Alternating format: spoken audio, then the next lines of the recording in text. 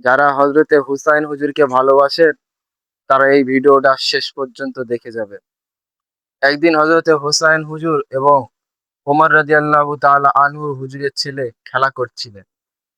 একসময় খেলতে খেলতে তাদের একটা ঝামেলার মধ্যে জড়িয়ে পড়ে এবং হজরতে হুসাইন হুজুর ওমর হুজুরের ছেলেকে বলে, এই গোলামের বাচ্চা গোলাম।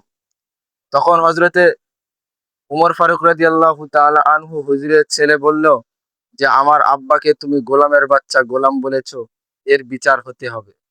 তখন মসজিদের মধ্যে মুসল্লিরা নামাজ পড়ার শেষে হযরত ওমর ফারুক রাদিয়াল্লাহু তাআলা আনহুর ছেলে বিচার দিলেন যে, হযরতে হোসাইন আমার আব্বাকে বলল গোলামের বাচ্চা গোলাম, এর বিচার হতে হবে। তখন হযরতে ওমর ফারুক রাদিয়াল্লাহু তাআলা আনহু শাসক ছিলেন এবং তিনি হয়তো হুসাইনকে ডেকে বললেন, হুসাইন, তুমি যে এই কথাটা বলেছো এটা কি সত্যি? তিনি বলল, হ্যাঁ সত্যি। বলে, আমি গোলামের বাচ্চা গোলাম, তুমি কি এর প্রমাণ দিতে পারবে? তখন হুসাইন রাদিয়াল্লাহু তাআলা আনহু বলেন, হ্যাঁ, তুমি কি আমার নানার গোলামি করো নাই? এই কথা শোনার সাথে সাথে হযরত ওমর ফারুক রাদিয়াল্লাহু তাআলা আনহু চোখের পানি ছেড়ে দিয়ে কাঁদতে লাগলেন এবং হয়তো হোসাইন হুজুরকে বলতে লাগলেন, হুসাইন, তুমি এটা কি আমার লিখিতভাবে দিতে পারবে? তখন হযরত হুসাইন রাদিয়াল্লাহু তাআলা আনহু বলেন, আমি যেটা দেখেছি অবশ্যই সেটা লিখিতভাবে দিতে পারবো।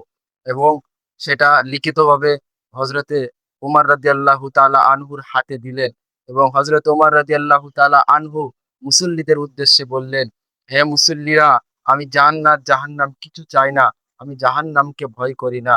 আজকে যেই লিখিতভাবে হুসাইন তিনি দিয়েছেন যে আমি তানার নানা রহমাতাল লিল আলামিন মুহাম্মদ মুস্তাফা সাল্লাল্লাহু আলাইহি ওয়াসাল্লাম হুজুরের গোলামি করেছিলাম, এই কাগজটা আমি কিয়ামতের দিনে নিয়ে জান্নাতে চলে যাব। ভাই, আমরা সেই হুসাইন হুজুরকে চিনতে পারলাম না। আজকে এটা মুহররমের মাস, এই মুহররমের মাসে কাফের বেদিনেরা তানাকে শহীদ করে দিয়েছিলেন। সেই হুসাইন হুজুরের শেরের বিনিময়ে, রক্তের বিনিময়ে আমরা এই ইসলামটাকে পেয়েছি। অবশ্যই আমরা মুসলমান, গান বাজনা সব শেয়ার করতে পারি, কিন্তু এই সুন্দর হাদিসগুলোকে আমরা শেয়ার করি না।